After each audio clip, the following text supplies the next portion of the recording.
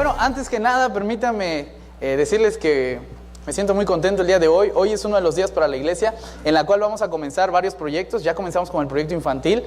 Más adelante vamos a tener la primera conferencia de sacramentos para todos los que se van a bautizar, van a firmar su membresía del pacto. También vamos a tener un informe que tenemos preparado como líderes de iglesia para que toda la iglesia esté enterada de lo que estamos haciendo, de lo que estamos trabajando y de cómo vamos a trabajar en equipo de ahora en adelante. Y el día de hoy va a ser la conclusión al tema que hemos venido hablando acerca de la familia. Con todo esto que les acabo de decir, ¿me escuchan bien? Sí. Perfecto, entonces quiere decir que vamos muy bien. Antes de hacer esta oración, quisiera decirle como cada domingo, mis queridos hermanos y familia del Dorado, que tenemos que orar para pedirle al Espíritu de Dios que sea el Espíritu que nos diga a cada uno lo que tenemos que escuchar. No pretendemos en la familia del Dorado que todos entiendan lo mismo de parte de Dios, porque eso sería imposible. Cada uno comprende en la medida en la que su contexto histórico, su momento sentimental y lo que Dios le quiera decir en el momento es lo que necesitamos que digan. Así que al rato cuando estén comiendo y quieran hablar mal del pastor, no se preocupen en llegar a una conclusión del mensaje. Cada uno seguramente estará comprendiendo lo que el Espíritu le quiera decir y no pretendemos pensar igual en la familia del Dorado. Amén. Vamos a hacer una oración entonces. Papá, te damos gracias por esta tarde, por esta mañana. Gracias por el privilegio que nos das de estar delante de ti, cantar, alabarte, adorarte, estar contentos, Señor, poder ver a nuestros hermanos después de una larga semana. Gracias, Señor, porque tú nos has dado el privilegio de estar tranquilos, de poder adorarte sin que seamos perseguidos, sino de poder tener paz en este momento. Nos has dado el privilegio también, Señor, de poder comprenderte un poco, de poder saber más de ti y sobre todo, papá, de escucharte y de esperar que tú hables a nuestros corazones, Señor. Yo te ruego en el nombre de Jesús que tu Espíritu Santo se mueva en este lugar, que tu Espíritu Santo hable a nuestros corazones, que toque detalles y momentos de nuestros corazones que muchas veces no queremos aceptar, que muchas veces no queremos hablar, Señor, pero que tú seguramente nos quieres decir algo. Papá, habla a cada uno conforme a tu voluntad y que en cada corazón, Señor, haya palabra tuya el día de hoy. Dejo este momento en tus manos, en el nombre de Jesús. Amén. Bien, entonces estamos hablando de la familia. Para empezar vamos a hacer el recuento de los daños. Es el último mensaje del mes y han sido temas bien intensos, ¿a poco no? Vimos en la primera semana acerca de la familia, a modo de conclusión, que la familia es un equipo. ¿Sí nos acordamos de eso? Y que un miembro del equipo puede aportar o dañar a la familia. ¿Sí? Porque toda la familia está conformada por individuos, pero ningún individuo está fuera de la familia. Uno a veces cree y dicen, déjame vivir mi vida. ¿Han escuchado eso? Déjame que yo haga lo que quiera con mi vida. ¿Sí? Lo que yo haga no te afecta a ti. Déjame decirte que esa es una grave mentira. Lo que tú hagas siempre afecta a los demás, porque la familia es un sistema, ¿sí? En donde todo está correlacionado y por lo tanto un individuo no puede estar por sí mismo pensando que no va a afectar en la vida. De otra forma, la misma familia también forma parte de un sistema más grande, llamémoslo iglesia, en donde la iglesia está conformada por muchas familias, ¿a poco no? ¿Sí? Y en estas familias, déjame decirte que la familia en una iglesia puede aportar o dañar a la iglesia. Porque en la iglesia también somos un sistema y entonces no puede haber una familia que diga, yo hago lo que yo quiera, conmigo no te metas, ¿sí? A ti no te tiene que importar lo que yo haga, hermanos. Claro que me importa lo que todos ustedes hacen y a ustedes debe importarles también lo que pasa en mi vida, porque somos una gran familia y en ese sistema nosotros aportamos o dañamos a la gran familia. ¿Vamos bien hasta aquí? Llegamos a una tercera conclusión, que la iglesia como una gran familia también conforma una familia aún mayor que le llamamos país. Nuestro fabuloso México, que es un desastre, pues por supuesto que está conformado por diferentes familias, las cuales son un desastre.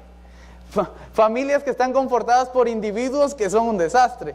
Y entonces nos preguntamos, ¿por qué nuestro país está tan mal? ¿Acaso será voluntad de Dios? Por supuesto que no, no es voluntad de Dios. Lo que pasa es que nosotros no aprendemos a ser individuos que beneficien a la familia y no aprendemos a ser familias que beneficien a instituciones mayores y no aprendemos a ser una institución que beneficie al país. Y es donde se hace todo un ciclo de problemas. Todo eso lo vimos en el primer tema. ¿Sí nos acordamos? ¿Vamos bien? Vamos a hacer la siguiente pregunta. ¿Alguien se recuerda de qué trató el segundo tema por 1000 puntos celestiales? He vuelto a los puntos celestiales porque las criptomonedas celestiales se han devaluado nuevamente. Entonces, los puntos celestiales son una mejor manera de invertir. Así que por 1000 puntos celestiales, hermanos, ¿quién recuerda qué vimos en la segunda semana? Hablamos de la voluntad de Dios, sí, pero de las familias, ¿qué tenía que ver? Disfuncionales. Leti Portillo, muy bien. Acabas de ser acreedora a 1000 puntos celestiales, los primeros del año, después de la devaluación del año pasado. Hablamos acerca de las familias disfuncionales y dijimos un punto muy interesante. Hermanos, realmente todos pertenecemos a familias disfuncionales. No puede haber nadie que se pare y que diga mi familia es perfecta y funciona según el ideal. Y sin embargo, muchas veces desde esa postura, la iglesia señala a las familias que cree que están mal, como si las nuestras estuvieran muy bien, ¿no? Y nos convertimos en un verdugo de la sociedad, señalando situaciones en la sociedad que para nosotros están mal, siendo que en nuestra propia familia, en nuestro propio núcleo, nosotros también estamos en un proceso disfuncional, ¿no? Eso estábamos hablando. Hay un montón de cosas en donde podríamos no estar funcionando bien, de ahí que llamemos disfuncionalidad, pero también estábamos dando soluciones, no solo estábamos viendo los problemas. Nos acordamos de eso también, ¿no? Y una de las cosas, uniendo el tema anterior, los dos anteriores, es que podemos acercarnos a Dios, pero de manera unida, como familia. Porque acercarse a Dios como individuos no siempre es bueno, porque los seres humanos no han sido creados como individuos, han sido creados como sociedad.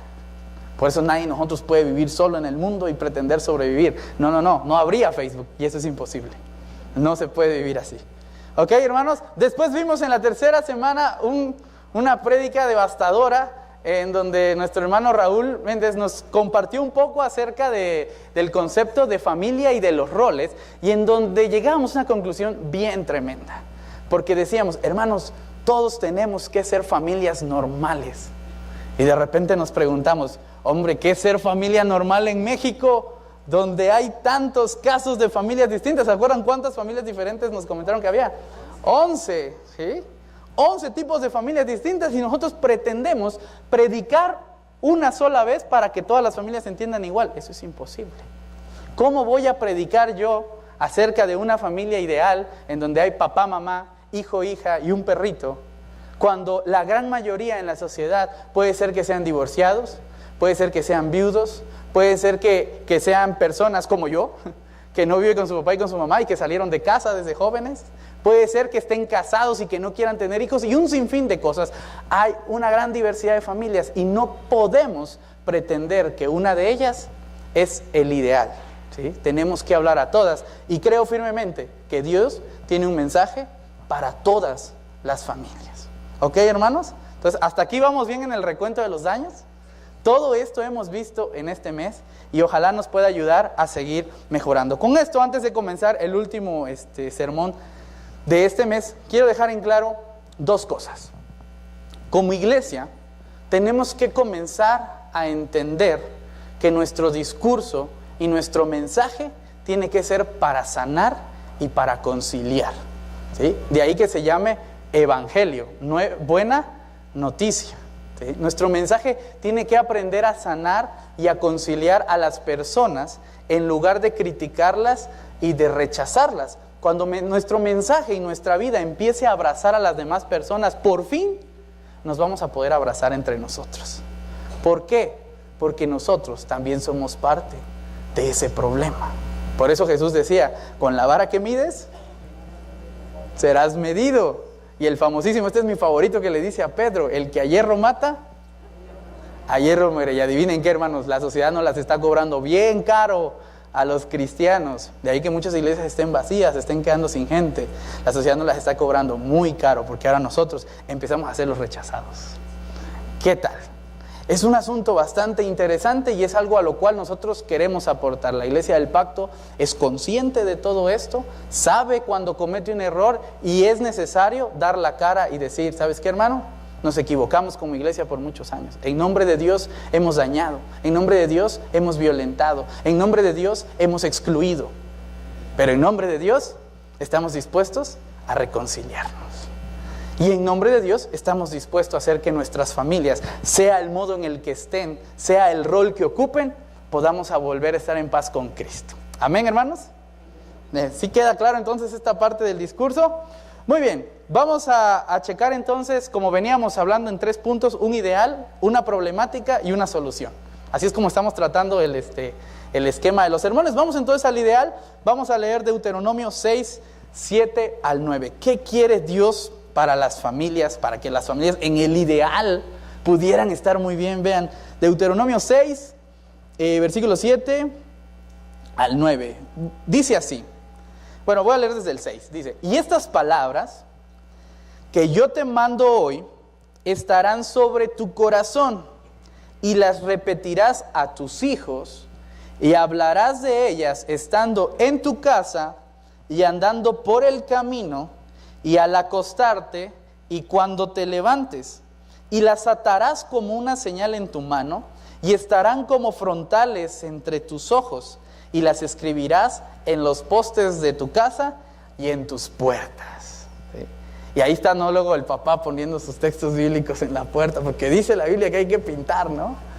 Y toda la cosa. Hermanos, también hemos hablado acerca de la interpretación no literal del texto bíblico, y en donde mucho del texto bíblico nos está dando un mensaje más que una forma.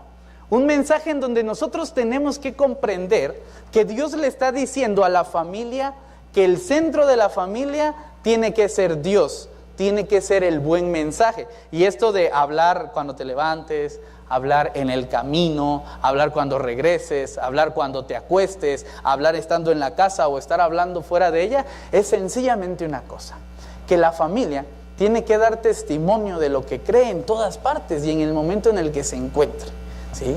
No puede existir una familia que aquí en la iglesia sea bien santa, ¿no? Que cante, que adore, que alabe, que bueno, lo que ustedes conocen como ideales cristianos, esos no pueden existir en un lugar y pretender que en otro lugar no exista. En el trabajo, en la escuela, en el club, en la sociedad, en cualquier momento. Cuando uno hace esa división, en la cabeza del pequeño se genera una idea de incongruencia. Cuando pasa la idea de incongruencia en la mente del pequeño, la autoridad se pierde. Y la próxima vez que el papá diga: oye, no mientas, el niño va a decir: pues no miento, porque si miento me pegas, pero en lo más profundo de mi corazón yo sé que voy a mentir. ¿Sí? Porque está viendo un proceso de incongruencia. Muchos de los grandes problemas que hemos tenido como cristianos, y lo digo de frente ante toda la sociedad cristiana, que no me vayan a apedrear, es que los cristianos mismos hemos construido un gran problema, porque por muchos años se enseñó que el que tú fueras cristiano tendría que ser radicalmente contracultural, y eso provocó por muchos años que dañáramos nuestras familias. ¿Sí? Hubo un cristianismo que nos enseñó a alejarnos del mundo, a alejarnos de todo, a dejar incluso a nuestras familias, y hasta se predicaba, ¿no? El que no es digno de dejar a padre, madre, hijos e hijas, no es digno de mí. Y ahí iban todos dejando a sus familias a predicar y abandonándolas, y ahí iban todos dejando de hacer cosas, dejando de salir, dejando de pasear, estando en la iglesia 24/7, y entonces los hijos decían: yo quiero jugar, pero no, es que tenemos que ir a la iglesia. Entonces ejerce una presión tan fuerte, que rompe con la familia. Eso no es el cristianismo, ¿sí?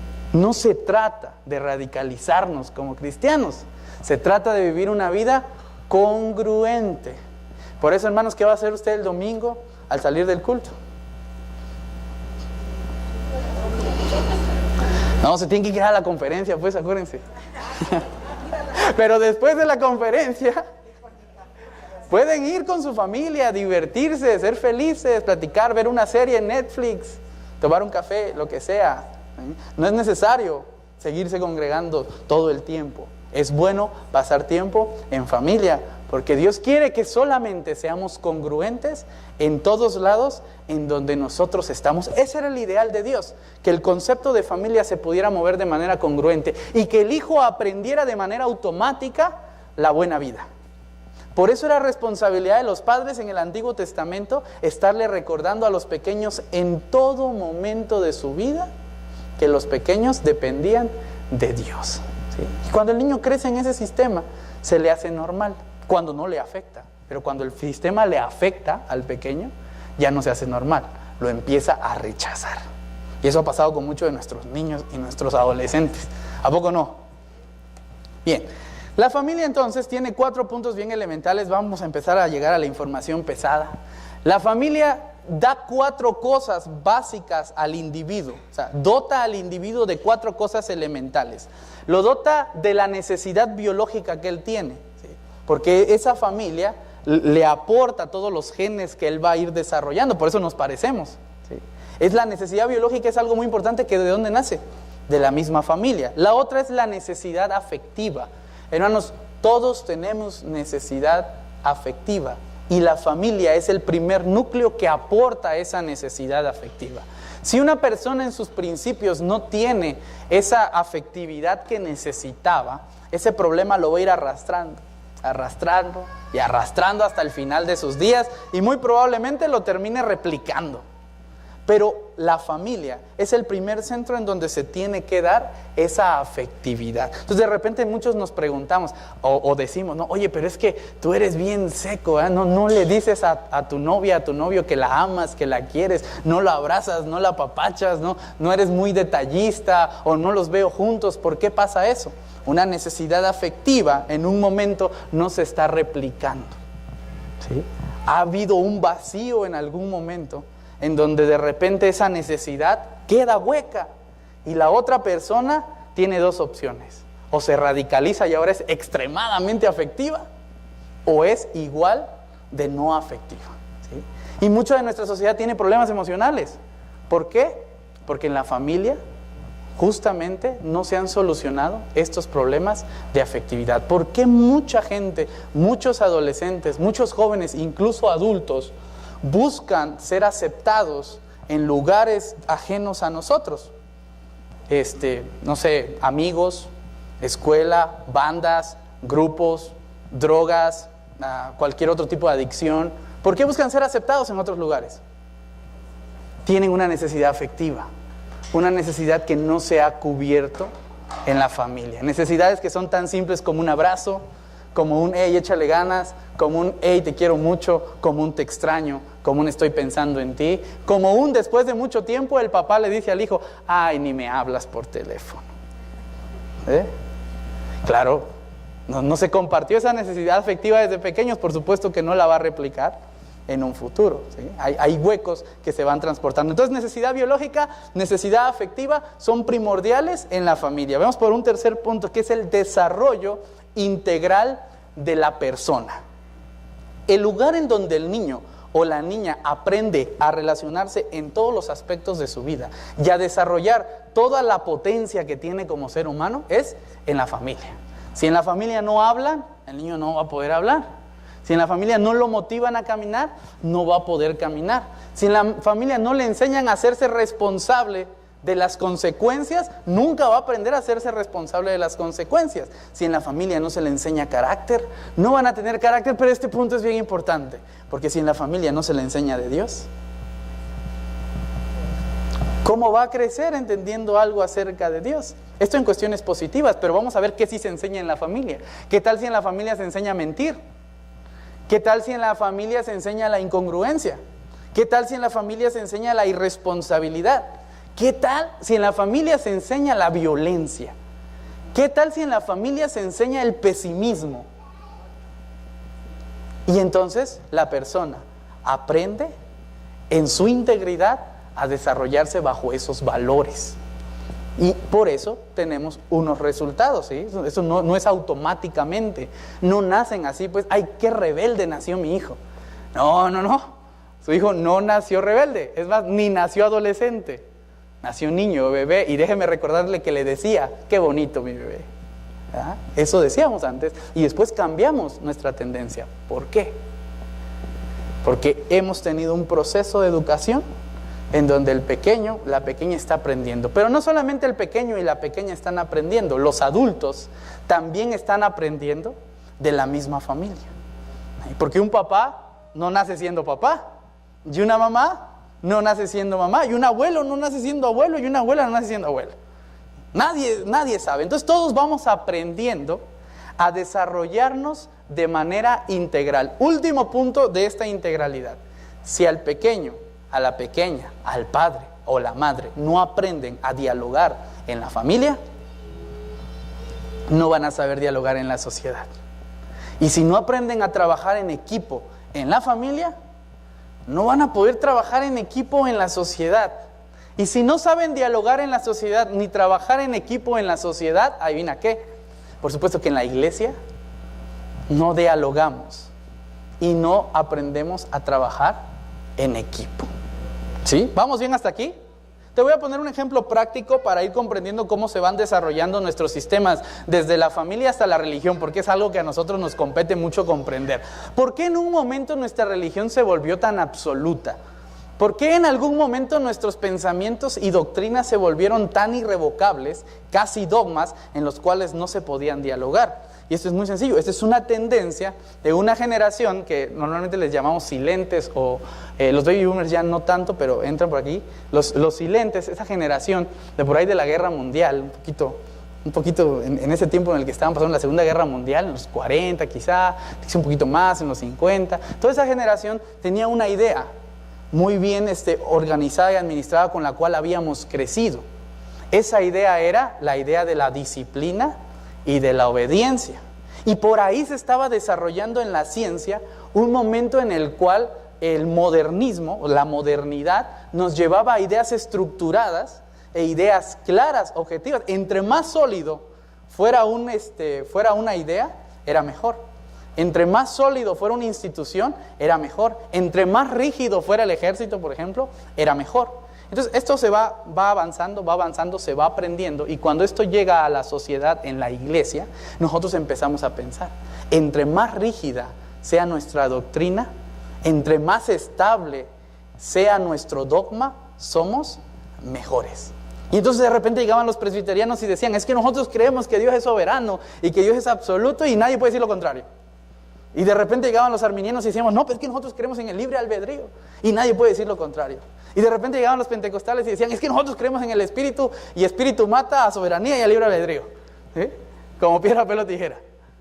Y entonces uno se iba poniendo por encima del otro, pero no aprendieron a dialogar.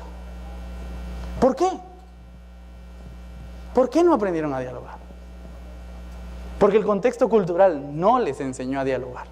No les permitió dialogar. No había opción de dialogar. Si el papá decía, ¿es negro? ¿Qué color es? Negro. Si se me ocurría decir gris, gris me iba a quedar, pero el cinturonazo que me iban a dar.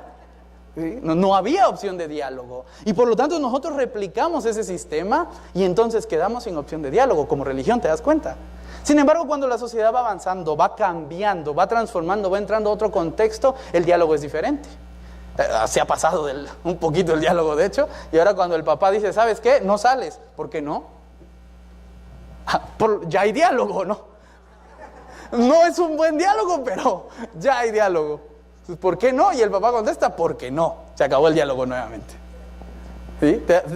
Estamos aprendiendo a dialogar como familia. Cuando la familia aprende a dialogar, aprendemos a dialogar como iglesia. Cuando aprendemos a dialogar en instituciones mayores, aprendemos a dialogar en el país. Ahorita no dialogamos. El gobierno está mal, nosotros estamos bien. Para el gobierno nosotros estamos bien, ellos están mal. No hay conciliación, no queremos dialogar. Queremos una revolución armada y tirar todo lo feo que esté. Porque no queremos dialogar. No sabemos dialogar. Cuando nosotros empezamos a desarrollar estos valores en el núcleo familiar, entonces empiezan a desarrollar, años después, claro, estos valores en la sociedad. ¿Te das cuenta qué tan importante es la familia para la iglesia? Y luego la iglesia dice, es que somos bíblicos, hermano. ¿Son bíblicos? Sí, siempre lo he dicho. Pero antes de ser bíblicos fueron una familia. Y como familia aprendieron a entender la Biblia. Y hemos aprendido a entender la Biblia desde un contexto el cual ya no funciona. Ya no está funcionando. ¿Ok, hermanos? Este es el gran proceso y el gran reto que tenemos. Ya pasamos del ideal y sin darnos cuenta pasamos al problema. ¿Qué hay en el problema? En el problema hay dos puntos en la familia muy interesantes, que son la organización y las relaciones. Ya hablé de las relaciones. Las relaciones tienen que ver necesariamente con la comunicación. En la familia, el individuo aprende a comunicarse. Y comunicarse es muy importante. Este asunto de la comunicación nos puede salvar la vida o nos puede matar también. Porque cuando yo llego y les digo, hermanos, hoy los voy a exhortar. Yo nunca digo eso, pero si un día lo dijera, ustedes tienen dos opciones. Pensar, uy, qué malo ese pastor que nomás nos viene a regañar. O pensar, qué buena onda, el pastor se está preocupando por nosotros. ¿Ah? Tú tienes dos opciones, la que tú quieras, ¿sí? Cuando el niño o la niña le dice al papá, ¿por qué? Cuando cuestiona su autoridad de alguna manera, tú tienes dos opciones. Pensar que está cuestionando tu autoridad o pensar que está entrando en diálogo contigo. ¿Sí? Tú tienes dos maneras de entender. De otra parte, el niño o el adolescente, cuando el papá le da una orden, también tiene dos opciones. Puede pensar que el papá es el peor de los seres humanos porque no le ha comprado un iPhone X. ¿Sí? O puede pensar sencillamente que no tiene dinero para comprarle un iPhone X. Y que es el iPhone X o la comida del domingo, ¿no? Entonces, uno tiene que aprender a entender las perspectivas y eso es comunicación. Cuando aprendemos a comunicarnos y enseñamos la comunicación, los diálogos pueden ser mejores a nivel familiar, a nivel iglesia y a nivel nación, a nivel país. El otro asunto también es bien elemental y es sobre el que vamos a caer mucho hoy, que es la organización o los roles familiares. ¿Cuál es el rol familiar ideal del Señor?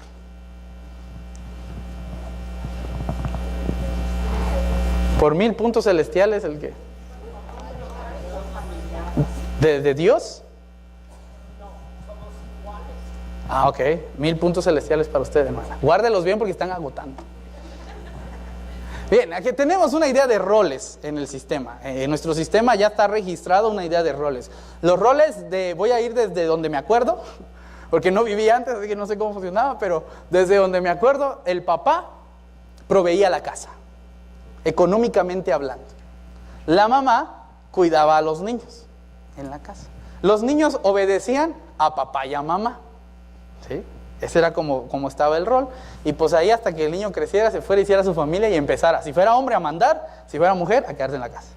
Ahí estaba, como que el sistema estaba claro. Nos quedaba clara la idea de cómo tenían que funcionar las cosas. ¿Por qué el hombre es el que mandaba? Porque aportaba a la casa. Era el que tenía poder. ¿Sí? Porque si tú no me obedeces, no te doy el gasto de la semana. Y pues como yo quiero el gasto de la semana, pues ni modo, tengo que obedecer. Entonces cuando tú tienes un poder, tienes el privilegio de someter a otra persona que no tiene el poder bajo tu autoridad. El poder puede ser de diferentes maneras. Puede ser un poder económico, pero también puede ser poder físico. ¿Sí? También puede ser un poder emocional y psicológico. Déjame confesarte un secreto. Aquí entre nos, yo cobraría miles de millones de pesos por dar este secreto, pero ustedes como me caen bien se los daré gratis. Y el secreto es que el día de hoy, quienes tienen el poder emocional sobre los padres son los niños. Y quienes terminan chantajeando al padre son los niños. ¿Sabes por qué? Porque tienen el poder emocional. Se hicieron de poder y aprendieron a someter al adulto de una manera inconsciente, pero lo lograron. Los adolescentes y los jóvenes hacen lo mismo. Dice, papá, si tú me tratas mal, me voy de la casa. Y el papá dice, ay, no, no te vayas de la casa. ¿Cómo me duele que se vaya de la casa? Me dijo, no, quédate, por favor. ¿Sabes qué? Te están sometiendo. Un poder emocional te está dominando. De la misma manera el padre domina a los hijos. Dice, si tú no me obedeces, yo no te doy para la gasolina. Si tú vives en mi casa y como vives en mi casa tienes que, ¿qué? Ah, ¿verdad que sí se la saben? Obedecerme. Y son los sistemas que estamos replicando para generar un sometimiento, no un diálogo. En México no tenemos diálogo familiar. Tenemos sometimiento. ¿Quién sabe? A ver quién logra imponerse, porque la mujer también se impone. El hombre también se impone. Los jóvenes y los niños también se imponen, pero estamos en una guerra de poderes. A ver quién logra hacerse con el poder de la familia y termina venciendo y sometiendo a todos los demás a su voluntad. Eso es lo que pasa. Eso hemos enseñado. Eso hemos reproducido. Y esta es la consecuencia de nuestra fabulosa ética cristiana. que nos ha enseñado que uno tiene que estar por encima del otro. Incluso hablamos, ¿no?, que el hombre sea la cabeza del hogar, porque Cristo es la cabeza de la iglesia. ¿Sí o no enseñamos eso? Y cuando nosotros nos dicen cabeza, nos imaginamos que la cabeza es más importante que el pie, ¿o no? ¿Sí? Creemos incluso que Cristo es lo más importante de la iglesia, ¿o no?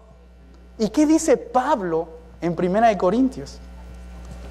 Vamos a ver qué dice Pablo, señoras y señores. Esto se va a poner buenísimo. Dice así: porque así como el cuerpo es uno y tiene muchos miembros, pero todos los miembros del cuerpo, siendo muchos, ¿son qué? Un solo cuerpo. Déjame decirte una cosa, yo estoy seguro que me puedes tirar unas 10 piedras después de que yo te lo diga. Pero Cristo, al ser la cabeza del cuerpo, no se convierte en lo más importante del cuerpo, se convierte en parte del cuerpo. Si Jesús no vino al mundo a decir, yo quiero ser el mejor. Al contrario, Jesús vino a hacerse como nosotros. Jesús era lo mejor y no quiso ser lo mejor, porque no es necesario que vaya uno por encima para someter a los demás. Se quiso hacer como nosotros. Vino y fue uno de nosotros, se hizo hombre y se humilló hasta la muerte y muerte de cruz, porque no quería estar por encima de nosotros. Quería ser uno de nosotros. Él es la cabeza, pero no es lo principal. Es parte del cuerpo, donde lo principal es el cuerpo. ¿Sí te das cuenta?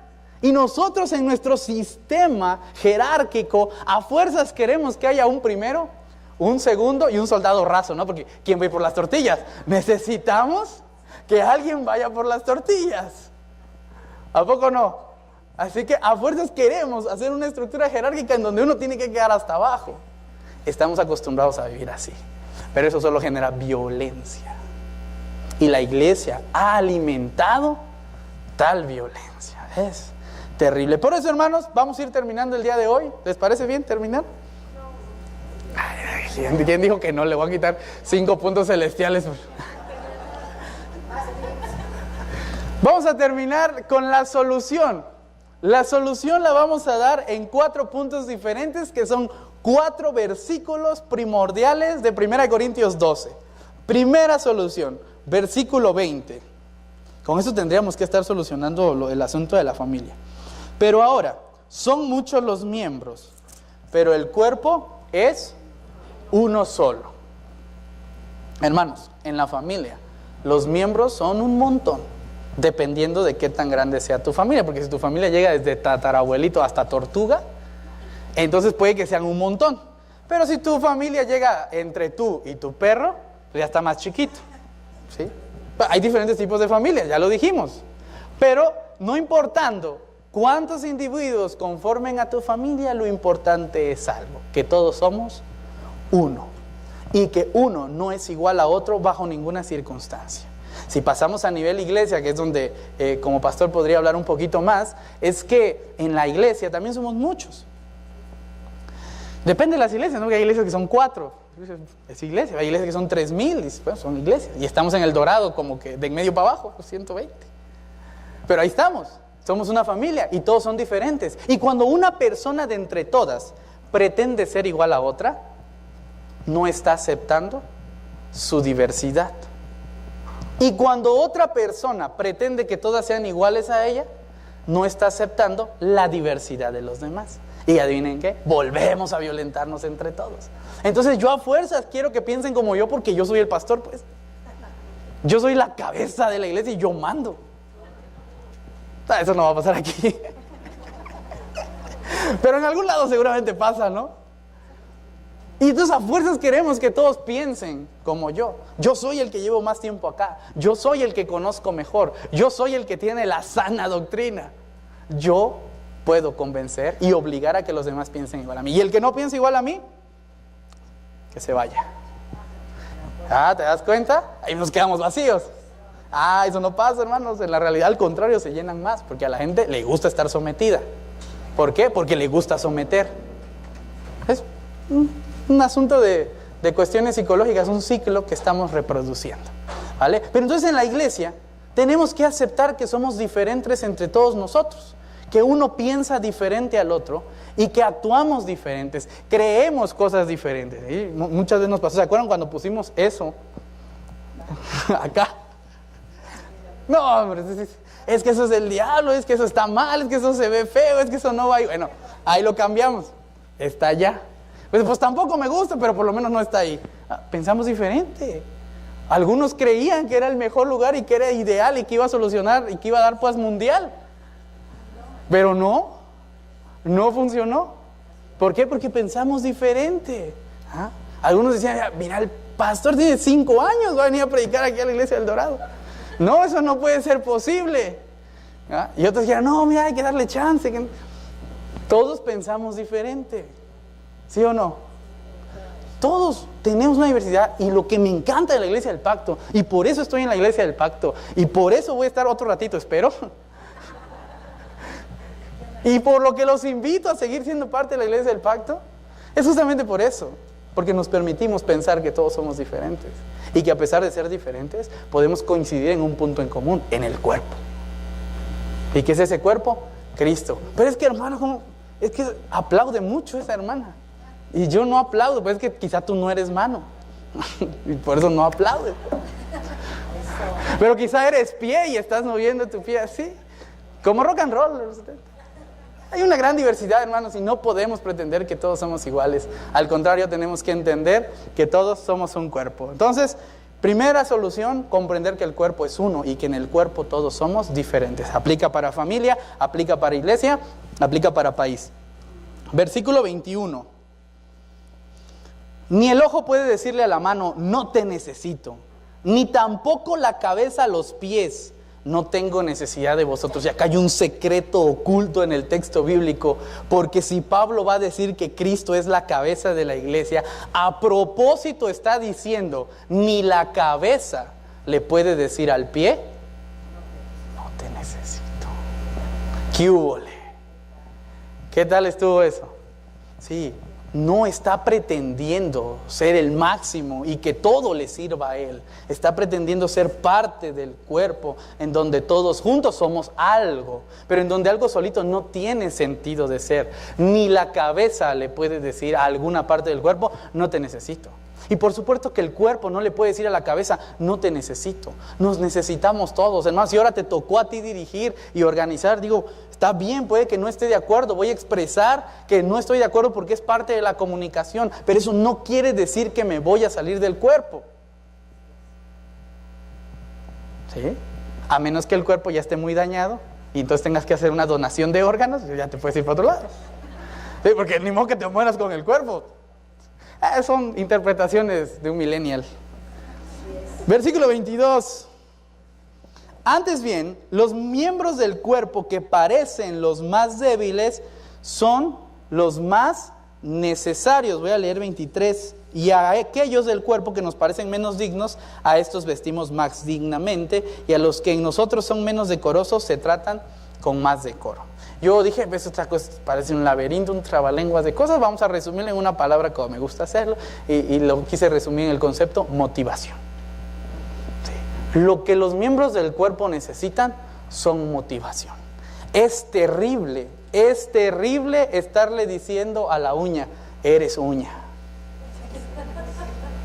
Oye, eres uña. Y cuando creces, te odio con todo mi corazón. Porque si se llega a enterrar un poco de ti en mi asombroso ser, pues me vas a causar problemas. Qué feo es ser uña, ¿no? Entonces, es terrible, de verdad, hermanos. Yo no sé cómo se sienta la uña, no soy uña. Pero yo no sé cómo se va a sentir la uña que todo el tiempo lo estés culpando de todos los males, ¿no? Sí. O si estás enfermo de algo y de repente justamente ese órgano es el culpable de todos mis males.